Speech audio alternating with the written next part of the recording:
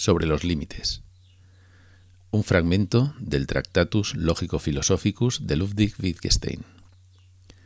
Lo que siquiera puede ser dicho claramente. Y de lo que no se puede hablar, hay que callar. El libro quiere, pues, trazar un límite al pensar, o más bien no al pensar, sino la expresión de los pensamientos. Así pues, el límite solo podrá ser trazado en el lenguaje i lo que reside más allà del límite serà simplement absurdo. Soc Aramis López, geògraf, i encara que en la informació que apareix en la web ho diga, no pertanc a la Universitat d'Alacant. La meva activitat laboral és com a curador d'art independent. En els meus últims projectes tracte de combinar el fer geogràfic amb les possibilitats de l'art. Des de la meva tesis doctoral, on utilitzava fonts cinematogràfiques, tractava de fer la descripció d'un paisatge cultural, concretament dels barris marginals de les ciutats espanyoles. He utilitzat la imatge sempre com a document i he intentat perfilar els límits de les seves possibilitats. D'ací, aquest interès per descriure on arriba la interpretació de les imatges construïdes per Maripaz López al voltant de fragments de novel·la grega conservada en papir. I volia agrair als professors Nicolau Dols i Vicent Martínez l'oportunitat de presentar-vos el treball de transcodificació que hem fet al voltant de la novel·la grega Ninus Rei de Nínive, conservada en papir i que hem basat a un format audiovisual.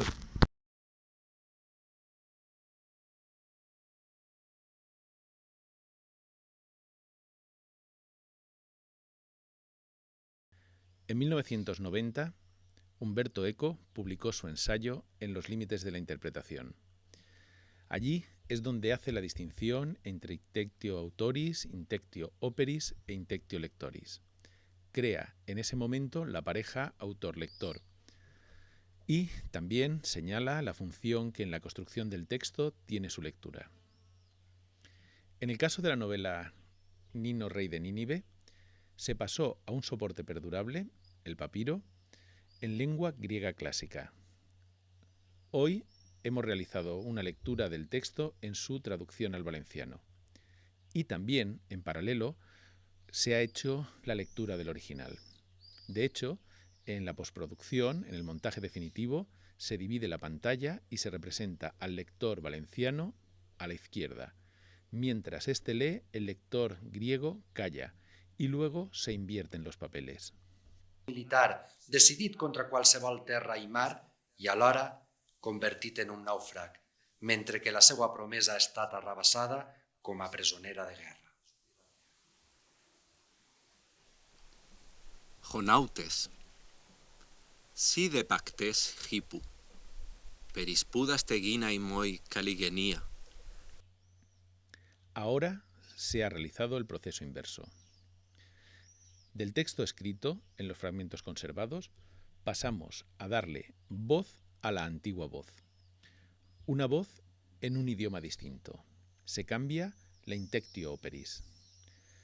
La intención del actor original era la de fijar lo oral, darle una memoria invariable. Al escribirla se canoniza. Sin embargo, en esta nueva lectura en valenciano, se trata de hacer una actualización y traer a hoy las aventuras de un rey asirio.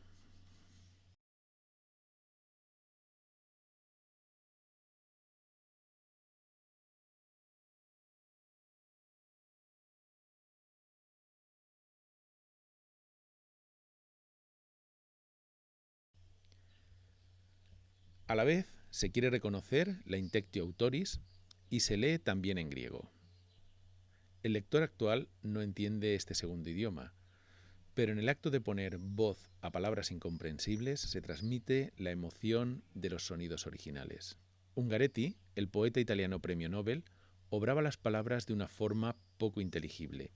Apelaba a lo sensual de la voz, a la necesidad del esfuerzo por parte del lector, por olvidar las palabras y recibir las sensaciones que éstas provocan. Con esto se establece un nuevo vínculo en la pareja emocional autor-lector, en la que el lector se convierte más que nunca en constructor de la obra. A su vez, se convierte en intérprete, en actor. En el género de la novela se suprime el intermediario entre texto y receptor. La interpretación es para el teatro. El hecho de introducir este intermediario que da voz a la voz nos sitúa en el camino de la interpretación.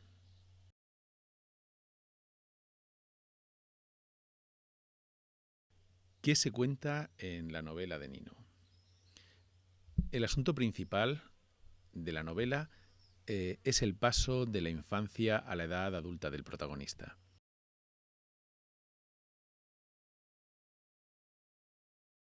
La historia ocurre, como en el caso del poema de Gilgamesh, como un recorrido por la evolución personal del protagonista.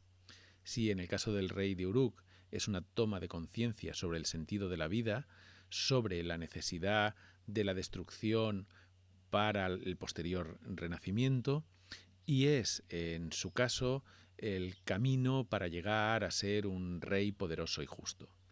En el caso de Nino, el rey asirio, busca la vía para su transformación de niño a hombre adulto y rey de un gran imperio.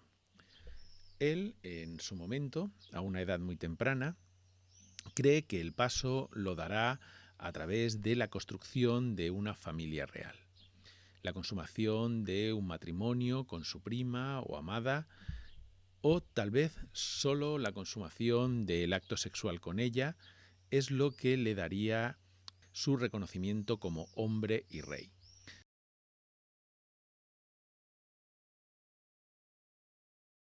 Pero muy pronto cambia la historia.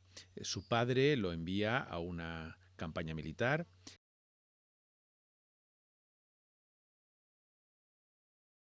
y la muerte prematura de este le hace tomar su lugar. A partir de ahí hay una serie de aventuras que incluyen también el encuentro con Amazonas, viajes marítimos, una serie de peripecias que le llegan a hacer cambiar su carácter y regresar convertido en un rey ya aclamado, un rey adulto y alguien que ha conseguido su consecución de su objetivo primero. ¿Cómo es la estructura de la interpretación que hace Maripaz López de los escasos restos de los textos originales? Los fragmentos de papiro apenas nos dan un esbozo del relato. Tenemos un narrador que cuenta y que, sitúa la acción. Hay una escena en la que Nino pide matrimonio a su tía, el matrimonio de posiblemente la reina Semíramis, pero no es seguro de que se trate de ella. Y también tenemos al final la charla de un amigo o marinero que también nos da detalles, pero breves detalles de la historia. En la producción audiovisual que presenta Maripaz sobre el trabajo que lleva realizando sobre esta novela, la parte original, es decir, la lectura de los textos originales, se ha pasado a blanco y negro para diferenciar de lo que es la interpretación. Es decir, ese código visual hace que sepamos que estamos viendo una cosa u otra. Y además, como hemos visto, pues se divide la pantalla y se pone a hablar a cada uno en un lado de ella. Además de esta lectura de los fragmentos originales, ¿qué más hay? Pues sencillamente hay 30 años de investigación que han permitido tener una abundancia de material que volcar en las lecturas que hemos filmado. Hemos filmado la lectura de un breve estudio de Maripaz sobre la datación de la novela. Ninus és un dels primers i més importants testimonis del gènere de la ficció en prosa en la història de la literatura grega. De fet, podria tractar-se de la primera novel·la de la tradició occidental. La contextualització històrica, perquè a la mort de Trajà, Adrià va prendre la decisió d'abandonar el territori. Durant els segles I abans de Crist i I després de Crist, a la vora del riu Tigris vivia una població amb prou competència lingüística en la llengua grega. Y una breve también edición crítica. Pero También hemos filmado la interpretación que hace ella de esos datos. Por un lado, hay una propuesta de argumento. La seva esposa i a més està embarassada, fins al punt que la protagonista cau inconscient al terra. Finalment, les paraules de l'Amat sedueixen Semíramis i la parella es reconcilia. Basada en la identificación de historias de la tradición literaria anterior dentro de la propia novela. Y también la búsqueda de las posibles transmisiones de lo que tenemos en Nino en otros relatos posteriores.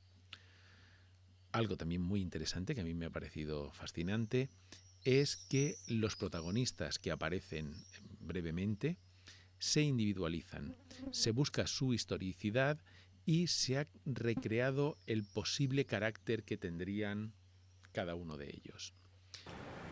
Ninus és una figura mítica, que podria tenir un reforç històric. La seva llegenda podria estar basada en el rei Tukulti-Ninurta I, 1243 al 1207 a.C. En el text conservat no s'anomena Semíramis en cap moment, al contrari de Ninus, protagonista dels fragments. Ella és un personatge anònim, a qui s'al·ludeix com la xiqueta, la doncella i la xica. Y no se ha ido más allá. Yo he propuesto a Maripaz en alguna ocasión hablar algo más y con más personas sobre todo ello. De preguntarnos, por ejemplo, si el conflicto generacional que ya se apunta en Nino tiene parangón con la actualidad. Otra cuestión interesante también sería hablar de las historias con las amazonas, que nos traerían pues toda la cuestión candente y actual de las políticas feministas y de toda esta corriente de pensamiento del nuevo milenio. Pero se ha establecido unos límites y como tanto la interpretación como el universo tienen sus fronteras en aquello que se ha nombrado. Yo quiero agradecer a Maripaz muchas cosas, entre ellas los 37 años de aguantarme como amiga y como persona que me ha enseñado muchísimo. También quiero agradecerle la posibilidad de haberme acercado a estos textos, a estos relatos que me han resultado fascinantes.